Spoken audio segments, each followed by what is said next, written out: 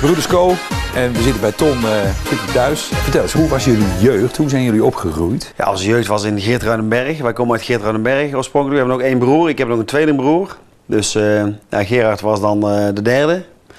En we hebben een hele onbezonnen jeugd gehad, joh. Hartstikke goed. Jij bent de oudste thuis? Ja, ik ben echt de oudste. Ik ben volgens mij 2 uur ouder als mijn tweelingbroer. Dus ik ben echt de oudste, ja.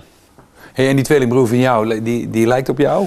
Ja, we hebben 1 eigen tweelingbroer. En dat is Rien. En die heeft een aantal jaar geleden besloten om al zijn haar eraf te doen. Want die was helemaal stapelgek van overal. Hey, coach, je handtekening. Dus op een gegeven moment had hij gedacht van, nou, ik doe mijn haar eraf. Hoeft hij niet overal handtekening te zetten. Zingen ze een liedje. Zingen ze een liedje, hey, coachje. Kijk, wij hebben ervoor gekozen, maar hij niet, zeg maar. Hij wordt ermee geconfronteerd. Ik geloof dat Gers Produl ook een tweelingbroer heeft. Die is er ook niet wordt er ook niet vrolijk van, denk ik. En verder gaat het goed. Gerard, die muziek, hè? Ik bedoel, uiteindelijk zijn jullie een keer, ik maak even een sprongetje, in de muziek terechtgekomen. Waar komt dat van thuis uit? Of? Bij ons zitten ze allemaal in de muziek. Onze opa die speelde vroeger accordeon en zat met de hele familie op een feestje. En die had zo'n accordeon die in een ander geluid maakte als uit, heel apart. Daar kennen niet heel weinig mensen op spelen. En dan begon hij en dan op een gegeven moment zat de hele familie mee te doen. En er kwam er weer eentje bij de gitaar en zat de hele familie zat muziek te maken. Mijn vader, Gerrit Uitenberg, die heeft heel zijn leven gezongen en opgetreden, volle toeren, al dat soort dingen. Dus ja, dat zit gewoon in de familie. Er staat een tafel, wat stoelen en een oud biljart. De dochter van de kastelein is blonde Mien, die mag... Maar ik bedoel, waarom dan uitgerekend jullie twee die uiteindelijk een duo vormen? Nou, Gerard speelde natuurlijk al vanaf zijn jeugd keyboard, zeg maar. En die heeft zijn eigen daar gewoon aangeleerd, liedjes meespelen en zo. En ik deed af en toe wel eens wat sketches bij een bruiloft of zo. Alleen ja, dat stelde allemaal niet zoveel voor. Er waren gewoon teksten maken op bestaande liedjes en dan een beetje gekkigheid. Maar toen, ons vader en ons opa en zo, die hebben allemaal een keer de verkiezing van het carnavalsliedje gewonnen hier in Ravenhoekveer. En die bleef maar pushen van, misschien een keer leuk om mee te doen. Dat had ik me eigenlijk ingeschreven om mee te doen. Maar toen bleek dus dat we een nieuw liedje moesten hebben. We mochten geen bestaand liedje zingen. Dus toen ben ik naar Gerard gegaan en zei, kunnen wij samen een liedje maken? Nou, zo is het eigenlijk ontstaan. En Gerard had een liedje gemaakt en 2-stemmig hebben we dat toen gezongen. Nou, dat was eerst niet meedoen, hè? Huh? Ik wilde eerst niet meedoen. Nee, Gerard wilde eerst niet meedoen. Want? Niks, vergif ik niks voor de camera. Dus ik had gewoon een liedje gemaakt voor hem, dus hij ging het eigenlijk alleen doen. Ja. Maar ja, achteraf vond hij dat toch niet zo leuk. Ik kan er niet gewoon meedoen dan. Nou, ik heb meegedaan. En toen wonnen we. De publieksprijs en de juryprijs. Ja, en toen is het balletje gaan rollen. Ja. Maar voordat we dat balletje nog verder laten rollen, ga ik toch nog even terug in de tijd. Want wat voor type jongens waren jullie toen jullie klein waren? Ja, we waren baldadig? Altijd baldadig, altijd de boel aan het slopen. En van jongs af aan, toen wij met z'n tweeën, onze Rien en ik, in het bedje stonden, sloopten het bedje al, leuningen overal afschroeven. Een piano slopen, noem het allemaal op, joh. Wij waren altijd aan het ravotten en Maar dat gold voor jou en je tweelingbroer? Ja, aan het timmeren en op fietsen in elkaar zetten en brommen rijden. En ja, was gewoon geweldig. En jij, geldt dat voor jou ook? Jij deed later mee, zeg maar. Vroeger als er dan ergens in een pand leeg stond, dan werd daar niet gekeken als je er onder een ratje intikte en dan via de onderkant naar binnen ging en dan hutten bouwen in leegstaande panden en ruitjes ingooien. Ja. Was toen wel normaal, als je dat tegenwoordig doet, dan halen ze op. Ja. Bureau halt. En toen was als stond ergens een heel groot pand leeg of zo, nou, dan kon ik gewoon een jaar in spelen.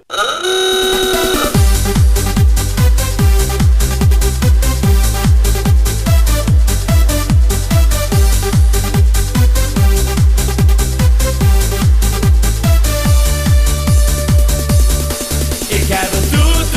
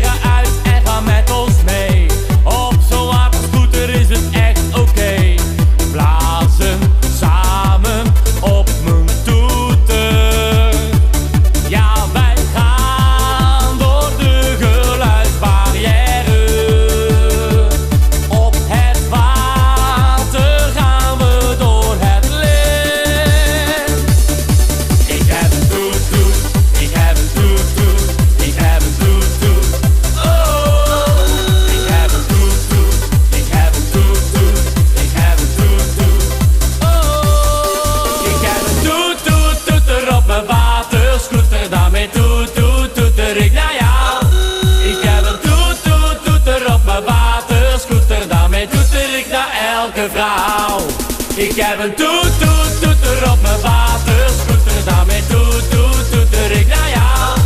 Ik heb een toeter op mijn waterscooter. Daarmee toeter ik naar elke vrouw.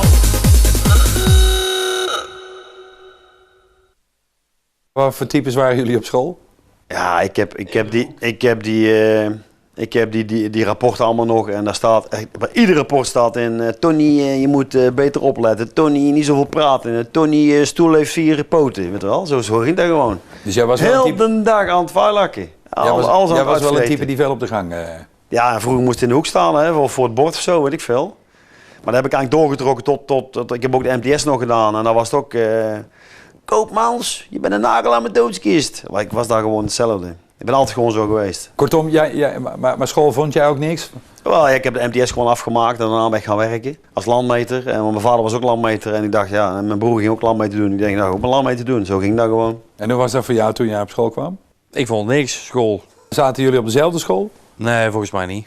Nee, het was ook lachen, want ik was er een van de tweelingen en mijn moeder vond dat wij alle twee hetzelfde moesten doen. Dus, maar ik wilde graag naar de LTS, want ik wilde gewoon dingen maken en vooral slopen, zeg maar. Maar mijn broer, ja, die was iets slimmer. En die deed iets meer zijn best, denk ik. En die wou dan naar de MAVO. Dus mijn moeder zei, ja, altijd weer naar de MAVO. Dus met gevolg dat ik het eerste jaar bleef zitten. Het tweede jaar was goed gegaan. Toen kwam Rob van Daal in de klas, die was al 3 keer blijven zitten. Dus ja, dat was ook niet zo'n succes. En toen ging ik over naar de derde, maar ik dacht, ja, ik blijf hier niet zitten. Dus had ik zelf geregeld dat ik naar de LTS kon. Dus mijn moeder zei op een gegeven moment, hey, Tom, moet jij geen boeken gaan halen, joh? Nee, hoeft niet. En toen bleek dus dat ik gewoon naar de LTS ging. En dat wisten ze thuis niet? Nee, dat wisten ze thuis niet, want ik had dat gewoon zelf geregeld. En ja, daar waren ze achteraf, vonden ze dat wel oké natuurlijk. Maar op dat moment zei mijn moeder, ja, wat ga jij doen, jongens? Ja, ik wil gewoon dingen doen, ik wil gewoon bouwen. En dat blijkt ook wel, wij zijn alle twee naar de rand gewoon in de bouw terechtgekomen. Had ik als eerst landmeter. Ja, dat vond ik ook niet echt geweldig. En toen ben ik maatvoerder geworden in de bouw en toen uitvoerder. En ja, daarna zijn we gestopt met werken en zijn we gaan zingen. Maar ik blijf nog wel steeds gewoon huizen bouwen en verbouwen. Dat vind ik gewoon fantastisch.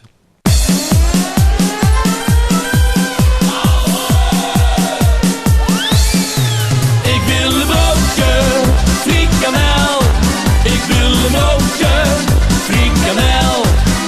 Oh, ik hou van frikandellen, dus ik ga erin de stel. Ik wil een broodje, frikandel. Ik wil een broodje, frikandel. Ik wil een broodje, frikandel. Oh, ik hou van frikandellen, dus ik ga erin de stel. Ik wil een broodje, frikandel. We gingen lekker uit dineren in een heel duur restaurant. De chef die kwam gelijk naar mij toe.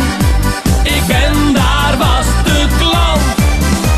Hij vroeg aan mij, wat wil je eten?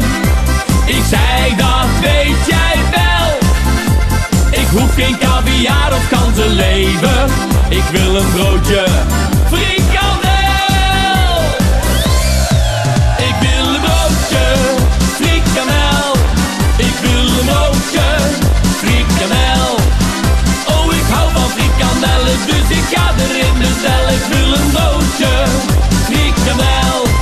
Ik wil een broodje frikandel. Ik wil een broodje frikandel. Oh, ik hou van frikandellen, dus ik ga erin de stel. Ik wil een broodje frikandel. De chef die kwam met 1 menukaart. Die was voor het dessert. Ik zei, wij houden niet van toetjes. Nee, echt niet, we don't care. We willen wel een achterafje. De kok die weet het wel. Hij rende naar de keuken. Voor 2 broodjes frikandel. Ik wil een broodje frikandel. Ik wil een broodje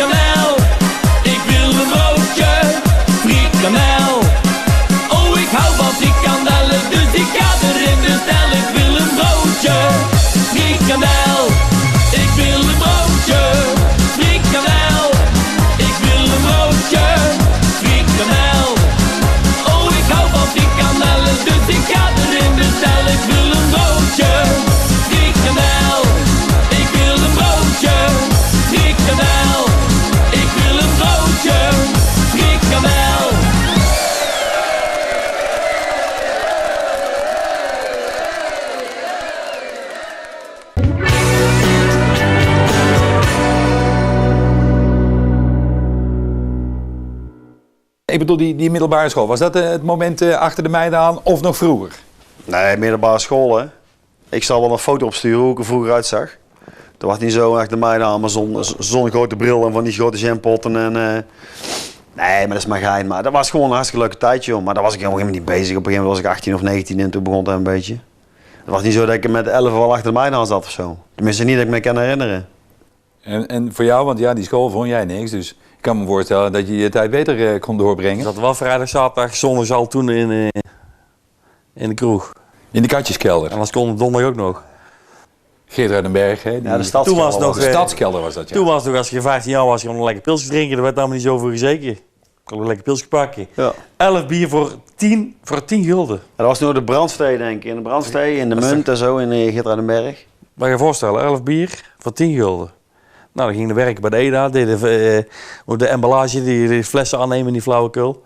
Nou, dan hadden we 30 gulden verdiend.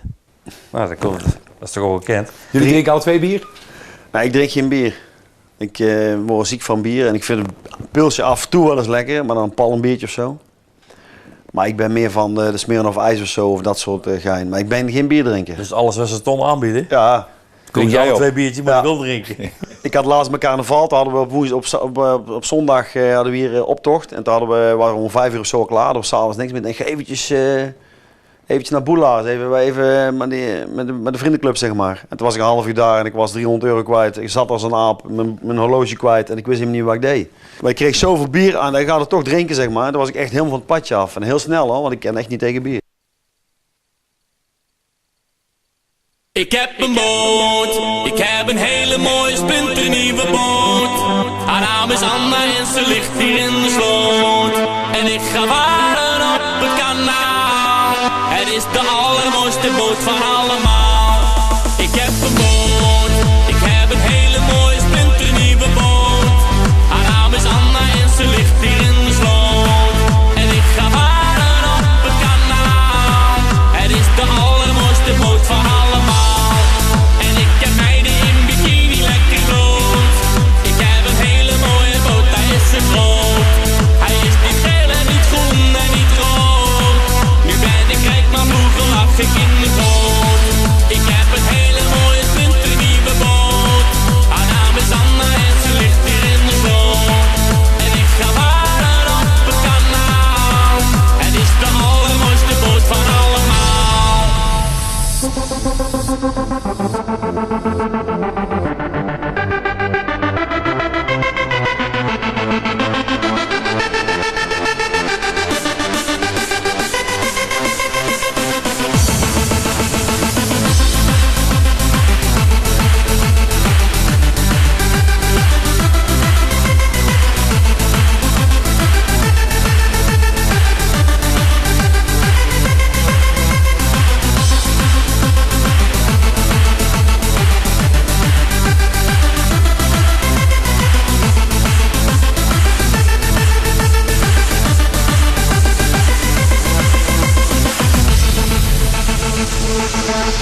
Ik heb een boot, ik heb een hele mooie splinternieuwe boot. Haar naam is Anna en ze ligt hier in de sloot. En ik ga varen op het kanaal. Het is de allermooiste boot van allemaal. Ik liet me gaan en niet mee aan de loterij. Ik heb nu een hele mooie boot, hij is van mij. Dan gaan we feesten met z'n allen. Op deze boot dan gaan we met z'n allen knallen. Ik heb een hele mooie splinternieuwe boot. Haar naam is Anna en ze ligt hier in de sloot. En ik ga varen op het kanaal. Het is de allermooiste boot van allemaal. Ik heb een hele mooie splinternieuwe boot. Haar naam is Anna en ze ligt hier in de sloot. En ik ga varen op het kanaal. Het is de allermooiste boot van allemaal. Ik heb een hele mooie splinternieuwe boot. Haar naam is Anna en ze ligt hier in de sloot. En ik ga varen op het kanaal. Het is de allermooiste boot van allemaal. En ik heb meiden in bikini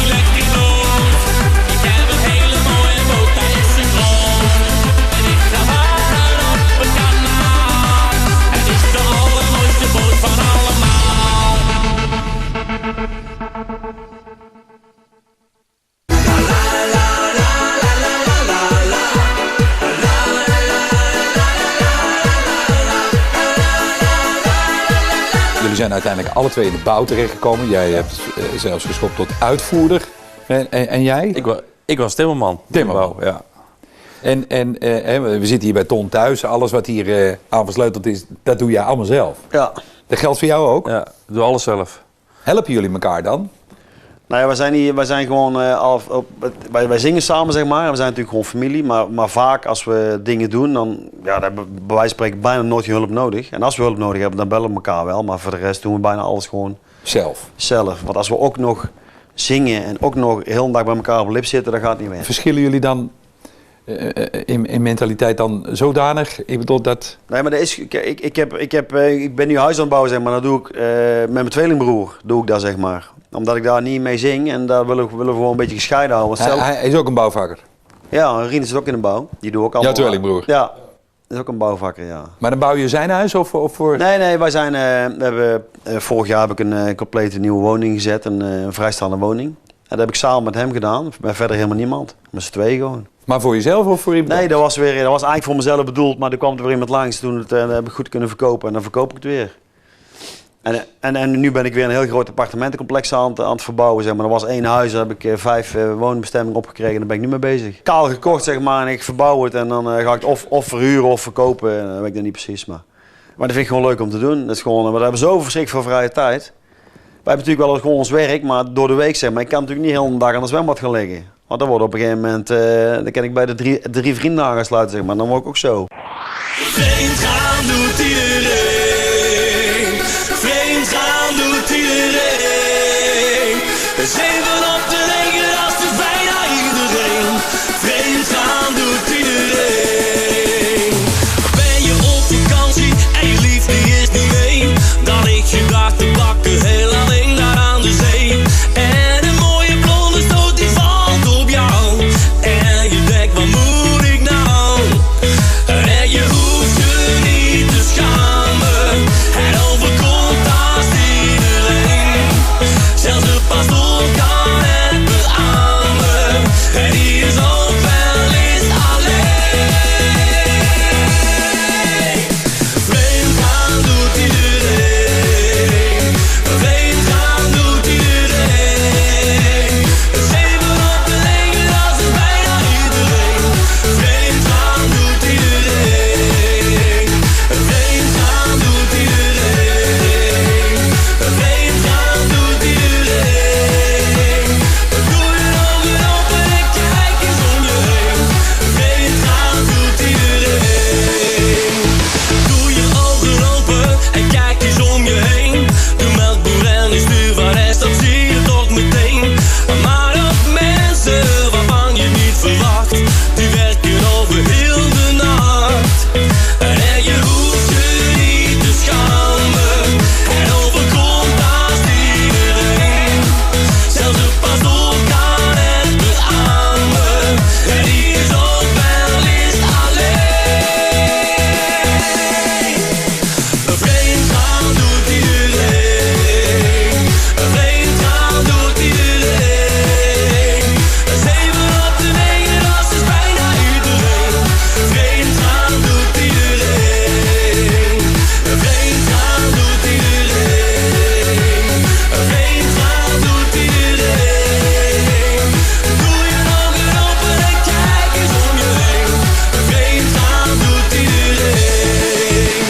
Dus gooi je los, ja doe nu meteen.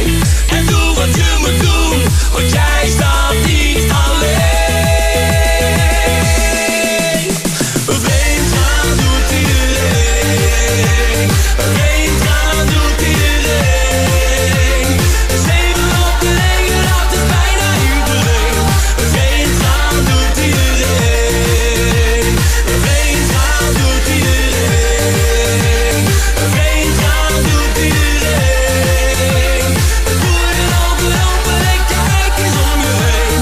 Vreemd gaan doet iedereen. Doe je ogen open en kijk eens om je heen. Vreemd gaan doet iedereen.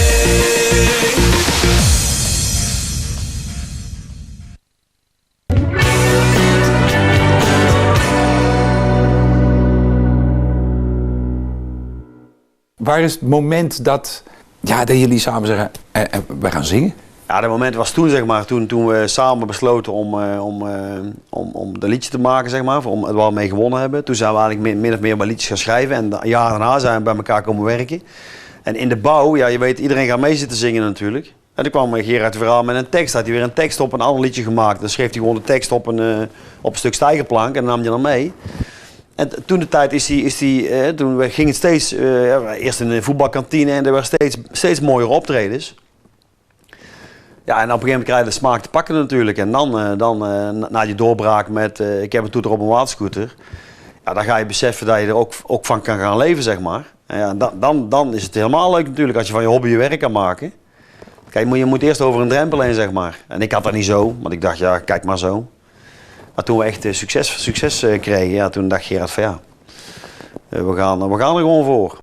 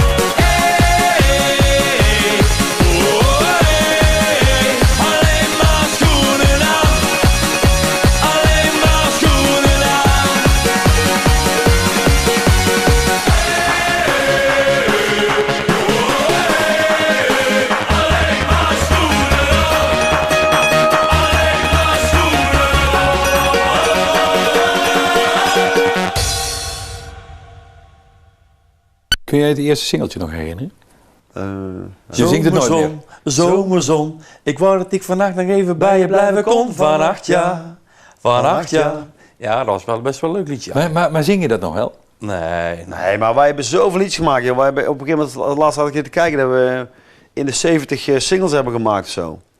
Dus wij zingen liedjes die we vroeger hebben gemaakt. We zingen bijna allemaal niet meer. Wij hebben ieder jaar 1 of 2 nieuwe singles. Ik kan hem niet allemaal zingen. Nee. We zingen maar een half uur. Dus we pakken gewoon onze hits. Toeter, Schatje, Boot Anna, Helikopter, De Blauwe Stier. Die liedjes die zingen we sowieso.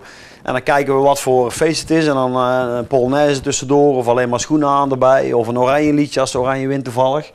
Ja. Ja, maar zo gaat het gewoon. En dan zeggen de mensen wel eens, ja, zing eens Boswandeling. Ja, die zingen we al 10 jaar niet meer of zo, dat liedje. Maar toch even terugkomt op dat eerste plaatje. Fysiek heb je dat ding in handen. Ja, zo trots om eens even lullen natuurlijk. En Adrie bellen van, hey, wat blijft die single? En singles ophalen. En totdat er singles waren, heb ik dat nog gedaan gewoon. Op een gegeven moment gaan ze stoppen met die singles. Dan krijg je alleen nog maar een digitale release, zeg maar.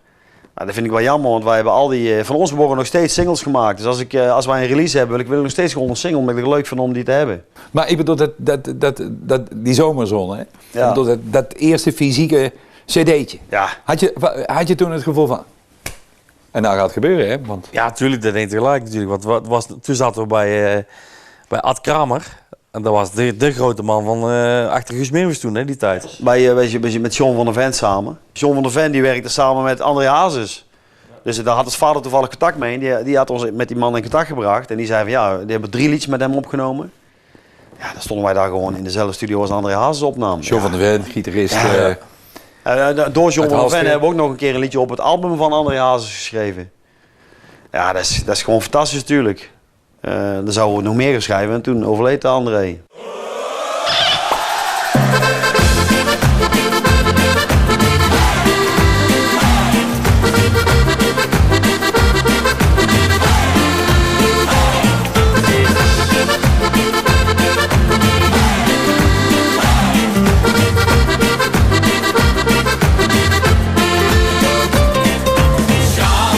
Wil jij wat van me drinken?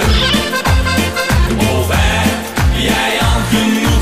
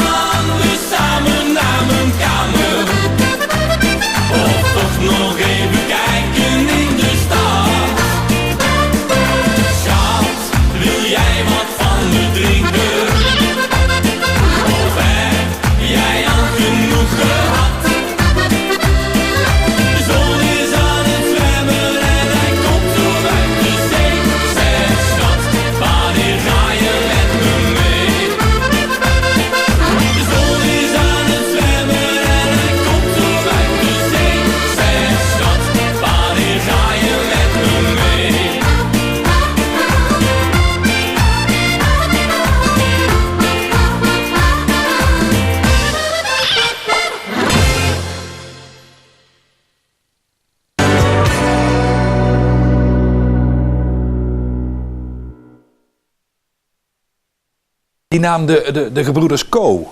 Waar komt die vandaan? Nee, moet iets, hè. Moet iets. Nou, wij Is dat heten- een duo om en 0? Ja, met carnaval, toen we wonnen, heten wij Duo Onbenul. Nou, hadden we een foto gemaakt, ja, daar gaat niemand jou voor boeken. Die denken, nou, er zijn 2 mensen die een verstandelijke beperking hebben. Dus dat hebben we niet gedaan. Toen hebben we gezegd van, nou, we moeten iets anders verzinnen. Omdat wij broers waren en ja, Koopmans. En ineens kwam er gebroeders Co uit, zeg maar. Ja, dat is eigenlijk gewoon zo altijd gebleven. Jullie zijn, want je liet die naam net al vallen, Adrie Berk. Ja, Adrie van den Berg. Berk Music. Daar zijn jullie eigenlijk van meet af aan bij terechtgekomen. Was dat omdat jullie contact zochten met hem of andersom? Nou, we hadden toen een keer, want wij zijn, zoals je misschien wel weet, heel erg commercieel. Wij proberen bij ieder liedje wel iets te vinden. En we zaten tv te kijken en op een gegeven moment zagen wij de reclame van Boswandeling voorbij komen. Er zat een heel slecht liedje bij. En toen zijn wij gaan bellen en Gerard had een liedje gemaakt, bla bla bla. Kunnen we dat liedje onder die reclame krijgen? Maar dat ging natuurlijk niet meer, want die reclame was al ingekocht. Maar ja, het liedje was wel geboren en dus hebben we het liedje opgenomen. En toen kwamen we bij Adrie eigenlijk dat liedje promoten in de winkel, zo ging dat nog. En dat was echt gekhuis, man, niet normaal. En toen zei Adrie van, jongens, de volgende single, die jullie, als jullie de volgende keer iets hebben, dan belde mij maar gewoon. En zo is het eigenlijk geboren. Ik heb het toeter op, wij zaten de krant lezen en Gerard zei, we moeten eigenlijk een liedje maken joh, over die overlast van die waterscooters in de Biesbos. En dan moet eigenlijk iets op een toeter of een bel of zo. En nou, toen heeft ik heb een toeter op een waterscooter gemaakt. En toen hebben we echt alle maatschappijen in Nederland hebben we gewoon benaderd. En niemand wil die single uitbrengen. Echt tot dat we weggestuurd zijn toe van, jongens, luister. Volwassen mensen die over een toeter zingen, die willen we hier nooit meer zien, hè. En diezelfde mensen hebben na de rand nog tientallen keren gebeld. Wat dacht je toen? Kom terug. Toen je weggestuurd werd? Ja, toen baalden we als stek natuurlijk, want ik zag je namen noemen. Dat was bij een van de grootste van Nederland. En wij dachten, ja... Nee, maar wij dachten van, die zal er wel verstand van hebben. Daar zal er wel geen bal van kunnen. Maar wij zijn wel stront-eigenwijs. Alle twee, stront-eigenwijs. Wij gaan gewoon voor onze eigen gang. En toen heb ik eigenlijk min of meer... toen kregen we ineens een telefoontje van Adrie. Van jongens, zoeken jullie nog iemand voor die toeter op een waterscooter? Maar dan zet ik hem op een verzamelaar. En dan gaat hij gewoon naar het buitenland. Dan zien we het wel. Ja, en binnen een week zaten wij in Salau en Lorette. Overal gekhuis, joh. We hebben gebeld door Erik Diekep. Van jongens, wat is er gebeurd, joh? En vooral toen we een dansje erbij verzonnen, zeg maar. We kwamen in Lorette, stond gewoon een hele bar vol met 50 van die meiden. Allemaal toeter op een waterscooter. Ja, fantastisch. En zo is het eigenlijk begonnen, omdat Adrie ons van begin af aan het vertrouwen heeft gegeven. Zou ik nooit bij hem weggegaan. We bestaan nu 20 jaar. We hebben volgens mij 3 boekingskantoren gehad in die 20 jaar. Op een gegeven moment is het na een jaar of 6, 7 gewoon... Ja, is het ver uitgewerkt, want dan moet je weer kijken of die andere boekstore weer nieuwe ingangen heeft. En zo werkt het gewoon. Dus wij zijn wel, als we ergens naar zin hebben, dan blijven we daar gewoon zitten. Doe allemaal je rechterhand de lucht in en we doen een helikopter. Ik heb een helikopter. Ik heb een heli. En daarmee vlieg ik over bergen, daarmee vlieg ik over zee. Hey, kom op, ga met mijn helikopter mee. Ik heb een helikopter. Ik heb een heli. Nee, je hoeft niet bang te wezen, de piloot die is oké. Hey, kom op, ga met mijn helikopter mee. Ik heb een helikopter, ja met de rode kleur. En in mijn helikopter, daar zit de rode deur. En mooie rode stoelen, die zijn voor het gemak. Ja, stap maar in mijn heli, ja daar gaan we uit ons dak. Doe allemaal je rechterhand de lucht in en we doen een helikopter. Ik heb een helikopter. Ik heb een heli. En daarmee vlieg ik over bergen, daarmee vlieg ik over zee. Hey, kom op, ga met mijn helikopter mee. Ik heb een helikopter. Ik heb een heli. Nee, je hoeft niet bang te wezen, de piloot die is oké. Hey, kom op, ga met mijn helikopter mee. Ik heb een helikopter, ja met een mooie staart. En in mijn helikopter heb ik een routekaart. Mijn stuur dat is een knuppel, die is voor het gemak. Ja, stap maar in mijn heli, ja daar gaan we uit ons dak. Doe allemaal je rechterhand de lucht in en we doen een helikopter. Ik heb een helikopter. Ik heb een heli. En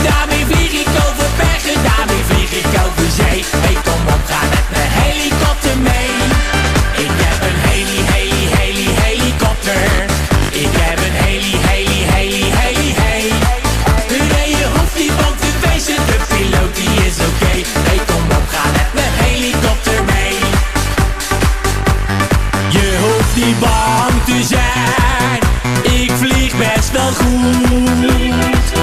Ik weet alleen nog niet hoe ik landen moet.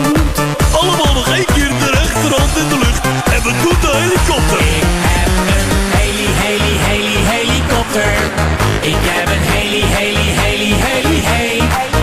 Daarmee vlieg ik over bergen, daarmee vlieg ik over zee. Hey, kom op, ga met mijn helikopter mee. Ik heb een helikopter. Ik heb een heli. Nee, je hoeft niet bang te wezen, de piloot die is oké. Hey, kom op, ga met mijn helikopter mee.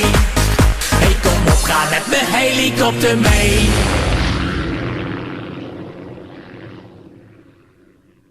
Gerard is eigenlijk wel degene die de liedjes schrijft van jullie tweeën. Vooral in het begin hadden we vaak zeg maar, samen wat ideeën. Maar de laatste tijd heeft Gerard gewoon al die ideeën. En dan bemoei ik me eigenlijk verder helemaal niet meer mee. En dan weet ik alleen wanneer... Textueel ook niet? Nee joh, want dat is altijd goed. Waar moest ik mee bemoeien? En die dingen zijn altijd schot in de roos. En soms denk ik wel eens, hoe kan het eigenlijk joh? We hebben weer een liedje waar iedereen mee zingt. Ja? En dat blijkt nu ook wel. Hè. Na Schatzi schenkt maar uit foto in Duitsland is het gewoon gekhuis ook in Duitsland. En we worden gewoon constant gemaild en gebeld. Nou, het enige wat ik hoef te doen is aan Gerard door te geven waar het liedje over moet gaan. Voor wie het is. En een paar jaar naderhand heb ik mail en dan stuur ik hem door naar Duitsland en dan hebben we weer een hit te pakken. Dus ja, daar ga ik me eigenlijk niet mee bemoeien. Duidelijk, de zaken zijn bij Gebroeders Co in zodanig gescheiden dat Gerard is zeg maar de muzikant, de componist, tekstdichter. Jij bent de zakelijke kant. Ja, en ik doe rijden en dat soort flauwekul en dat moeten we gewoon zo houden. Want als we weten van elkaar, dan moeten we gewoon niet mee bemoeien en dan gaat dat goed. En jullie zijn altijd samen onderweg? Ja. Gaat nooit iemand mee? Ja, er gaat wel eens iemand mee, maar dat hebben we liever niet. Want Nee, meestal niet. Maar mensen denken dat wij ook in de wagen stappen en een uur rijden, een uur zitten ouwehoeren. Nee joh, we gaan gewoon zitten en rijden gewoon naar dingen toe en daar doen we ons ding en dan gaan we weer terug. Uiteindelijk zijn jullie feestartiesten geworden. Hè? Ja. Polonaise. Is dat een bewuste keuze geweest of is dat zo ontstaan? Ja, wij zijn natuurlijk, wij kunnen wel zingen, maar ik vind me eigenlijk sowieso niet een echte topzanger, zeg maar. Dus ja, om maar gevoelige liedjes te gaan zingen of dat soort, ja, dat is sowieso niet ons ding.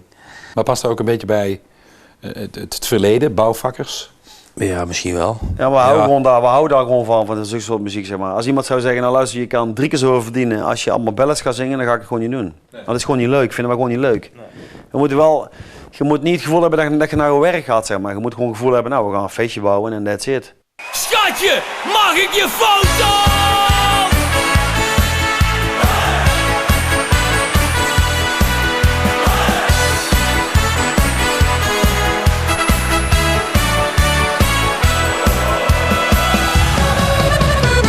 Mijn oog dat viel op jou, oh nee, wat is dit nou? Zo'n fijn gevoel met niets te vergelijken. Ik weet niet wie je bent en of je mij wel kent. Dus zeg me nou, hoe kan ik jou bereiken? Ben je nog vrij? En zie je iets in mij? Ik vraag je, ben je nog vrij? Heb je een foto, een naam en een nummer voor mij? Dus schatje, mag ik je foto? Heb je een foto voor mij? Dus schatje, mag ik je foto? En doe er ook je nummer bij. Dus schatje, mag ik je foto? Heb je een foto voor mij? Dus schatje, mag ik je foto? Kom, doe eens gek en maak me blij. Dit is de eerste keer, ik weet het echt niet meer. Nee, zo'n gevoel had ik nog nooit tevoren. Oh nee, wat moet ik nou met mijn gevoel voor jou? Wat jij van mij vindt wil ik van je horen. Ben je nog vrij? En zie je iets in mij? Ik vraag je, ben je nog vrij? Heb je een foto, een naam en een nummer voor mij? Dus schatje, mag ik je foto? Heb je een foto voor mij? Dus schatje, mag ik je foto? En doe er ook je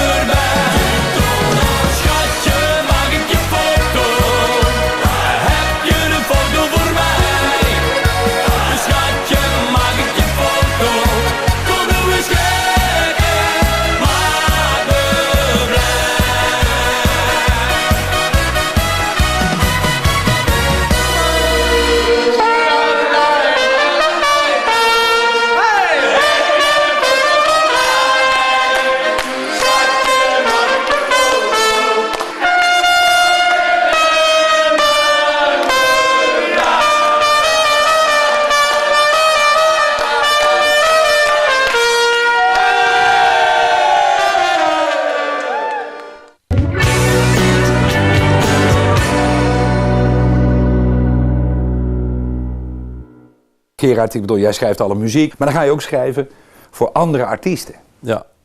We hebben eigenlijk nooit eigenlijk voor andere artiesten geschreven. Af en toe kwam er een virtuaal liedje voorbij.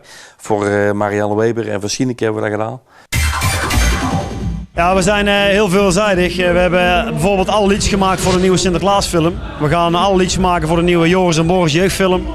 Gerard heeft een liedje gemaakt, Amore, voor Marianne Weber.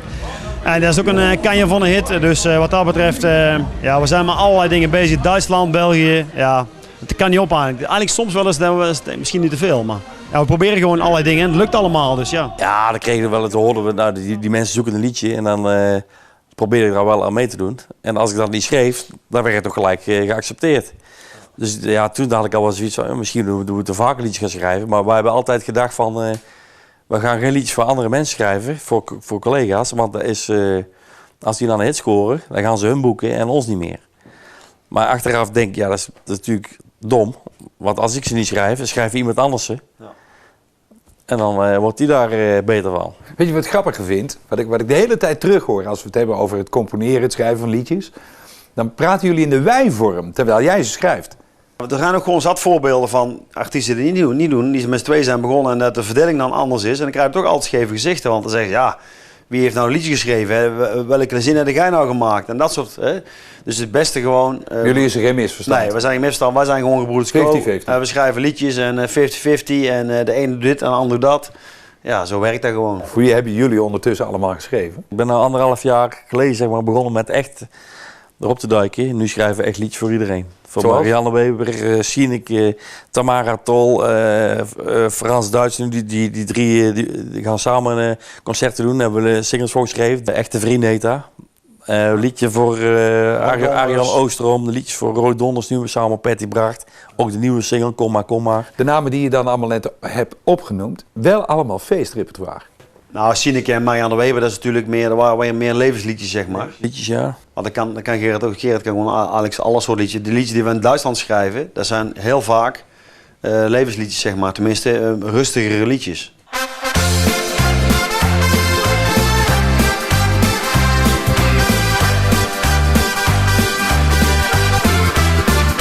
Na een lange week van werken ben ik aan ontspanning toe.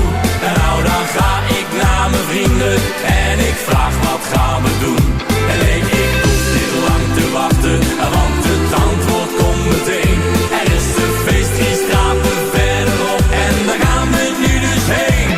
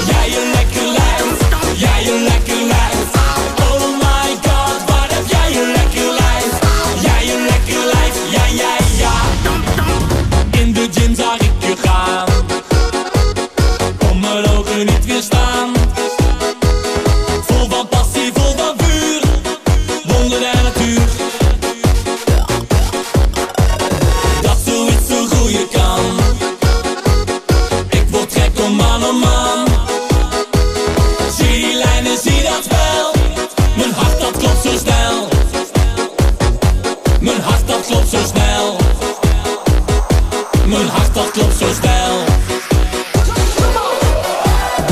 Oh my god, wat heb jij een lekker lijf. Jij een lekker lijf. Jij een lekker lijf. Oh my god, wat heb jij een lekker lijf. Jij een lekker lijf. Ja, ja, ja. Oh my god, wat heb jij een lekker lijf. Jij een lekker lijf. Jij een lekker lijf. Oh my god, wat heb jij een lekker lijf. Jij een lekker lijf. Ja, ja, ja. Ja, ja. Laat je gaan, gaan, gaan. Gooi die heupen los. Gooi die handen los. Heel de tent gaat los. Laat je gaan, gaan, gaan. Gooi die heupen los. Gooi die handen los. Iedereen gaat los. Laat je gaan, gaan, gaan. Gooi die heupen los. Gooi die handen los. Heel de tent gaat los. Laat je gaan, gaan, gaan. Gooi die heupen los. Gooi die handen los. Iedereen gaat los. Iedereen gaat los. Iedereen gaat los. Heel de tent gaat los. Heel de tent gaat los.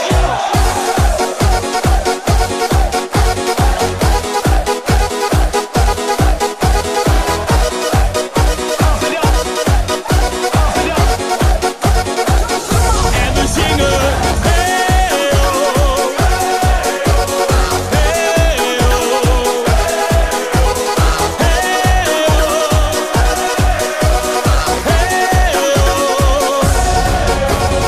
Oh my god, wat heb jij een lekker lijf. Jij een lekker lijf. Jij een lekker lijf. Oh my god, wat heb jij een lekker lijf. Jij een lekker lijf. Ja, ja, ja. Oh my god, wat heb jij een lekker lijf. Jij een lekker lijf. Jij een lekker lijf. Oh my god, wat heb jij een lekker lijf. Jij een lekker lijf. Ja, ja, ja. Ja, ja. Ik bedoel, je begint erover, Duitsland. Ja. Ik bedoel, op een gegeven moment, Gebroeders Co. Über die grenzen. Ja. Hoe is dat tot stand gekomen? Ja, dat is eigenlijk met... we zijn ooit eens een keer benaderd of we het nieuw voetballiedje voor het Duits elftal wilden schrijven. Toen hebben we gezegd, ja, dat gaan we niet doen natuurlijk, want we zijn gewoon Nederlanders. Ben je zo chauvinistisch? Nee, maar daar krijg je problemen mee. Wij gaan nog geen liedje maken. We zijn ook ooit benaderd om een liedje te maken voor een nieuwe voetballiedje voor een hele grote voetbalclub. Dat hebben we gezegd, ja, dat gaan we niet doen. Maar ik kan heel veel geld mee verdienen. Ik zeg, maar dat gaan we niet doen, want we kunnen nooit meer ergens anders komen. Wij willen gewoon... Bij Nederlands elftal, wij willen bij NAC, bij PSV, we willen gewoon ons ding kunnen doen. Zo proberen we het gewoon zo uit te smeren dat we dat zo gaan doen. Want dan behoor je tot het Duitse elftal. Ja, maar wij kunnen niet van het Duits elftal een liedje gaan maken en met een Duits shirtje aan gaan staan. En dan week erop Nederlands elftal aangestaan moedigen. Dat gaat toch niet? Dat is lastig hoor, Nederlands elftal aanmoedigen. Nee. En toen hadden wij het liedje geschreven, Schatje maak je foto. Hadden we voor Rogier van Oosterhout geschreven, een presentator van Omroep Brabant. En die had dat opgenomen en was eigenlijk niet zo goed ingezongen, vonden wij zelf. Maar er was wel iemand die had het bedacht om daar, een voetbalclub, die had het bedacht om daar met een liedje stoelen in de lucht te doen. En toen werden wij ineens gebeld van jongens, dat liedje begint te leven. En de platenmaatschappij van Rogier, waar Rogier toen bij zat, die ging ter ziele. En dat liedje kwam terug bij Adrie van den Berg. En toen zeiden we van ja, dan willen we het zelf gewoon gaan doen, want we vonden zo'n goed liedje. En toen hebben we hem gevraagd van of hij samen wilde doen, maar dat wilde hij niet. Dus wij wilden gewoon het zelf doen. Dus we hebben het gewoon zelf uitgebracht. En toen hebben we dat een beetje opgeklopt, zeg maar, allemaal met die stoelen in de lucht, ook in de clip. En toen gingen steeds meer feesten met die stoelen in de lucht. En toen was er een feest in Limburg. En daar kwamen heel veel Duitse artiesten. En toen draaiden ze onze versie, heel tent ging op zijn kop met die stoelen in de lucht. En toen dachten die Duitse artiesten, wat gebeurt daar joh? En die zijn toen gaan informeren van waar komt dat vandaan. En toen kwamen ze bij ons terecht. En toen hebben we informatie ingewonnen hoe het dan precies ging in Duitsland en zo. En toen zeiden mensen van ja, je moet gewoon je poot stijf houden, niks afgeven. Gewoon zeggen, jongens, je mag het hebben, maar alle rechten blijven van ons. En zo hebben we het 1,5 jaar de poot stijf gehouden. En toen hebben we een deal gemaakt met Mickey Krause. Jullie hebben het niet zelf uitgebracht? Ja, we hebben Mickey Krause, we hebben wel de eerste versie hebben we met hem uitgebracht en geëist hebben we in die grote tv-shows erbij zaten. Dus toen hebben we al die grote tv-shows gedaan met hem. En zo is het eigenlijk gaan lopen. Co & Co heten wij. En toen kwamen we in een grote Duitse show en zat Anne Rieu, Paul Pols, al de grote wereldsterren zaten erin. En toen werden wij aangekondigd, wij hadden hem niet gerepeteerd. Iedereen was daar vrijdag, zaterdag en zondag. Maar wij komen zondagochtend binnen met mijn rugzak op de rug, shirtje aan en stappen op het podium samen met Krausen. En toen werden we aangekondigd als Koos Holland. En Anne Rieu, die zat allemaal te kijken van wie zijn die gasten? Die kennen ons helemaal niet, man.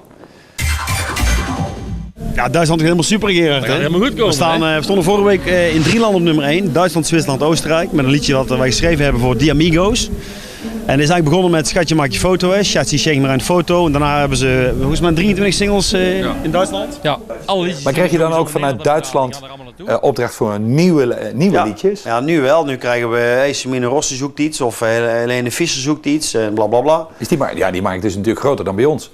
Ja, het is veel groter, maar daar is zoveel geld te verdienen. Iedereen wil graag een liedje op het album van iemand die 500.000 albums verkoopt natuurlijk. Ja. Maar het verhaal van die Amigos, dat zijn 2 gasten in Duitsland die verkopen echt honderdduizenden albums, doen echt mega optredens.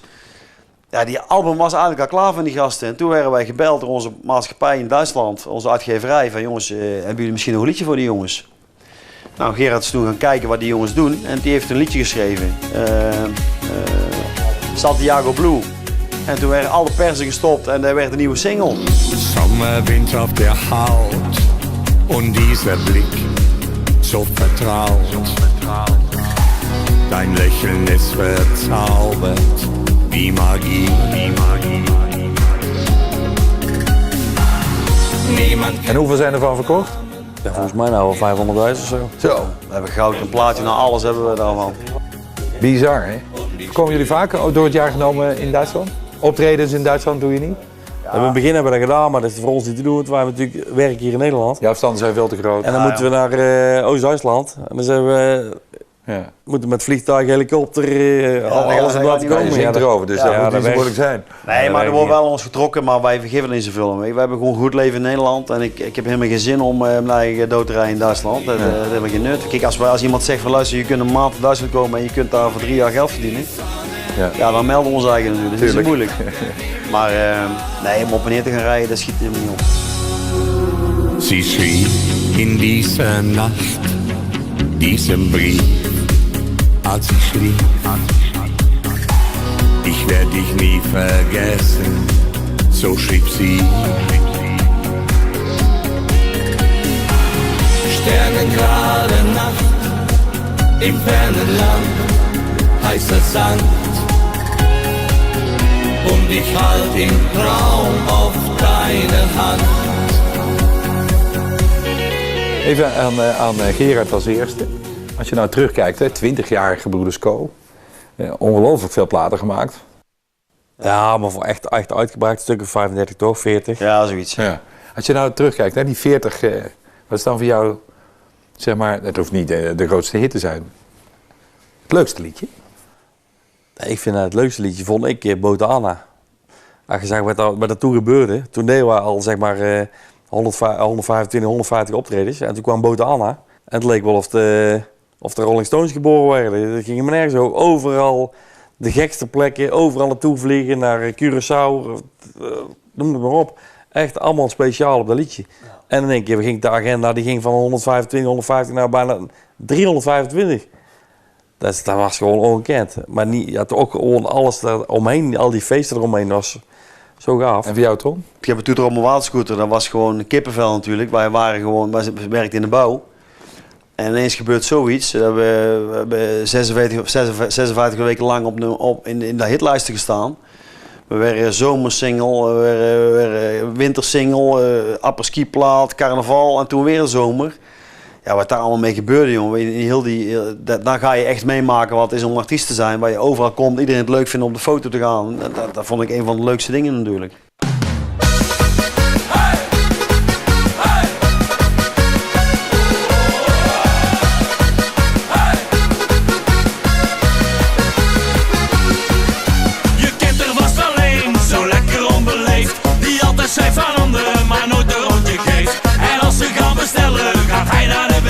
Zo betaalt hij mooi niet mee.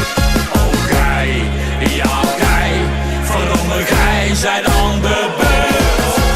Gij bent aan de beurt, gij bent aan de beurt. Gij bent aan de beurt om te bestellen. Gij bent aan de beurt, gij bent aan de beurt. Ja, gij bent aan de beurt. Zingen! Ja, la la la la la.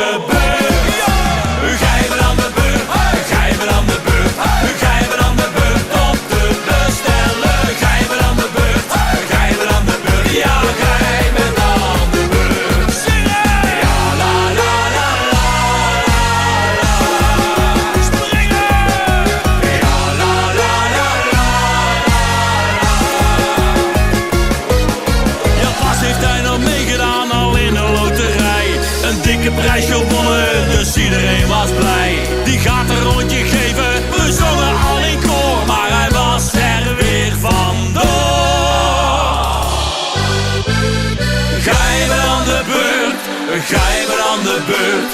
Ga je maar aan de beurt om te bestellen. Ga je maar aan de beurt. Ga je maar aan de beurt.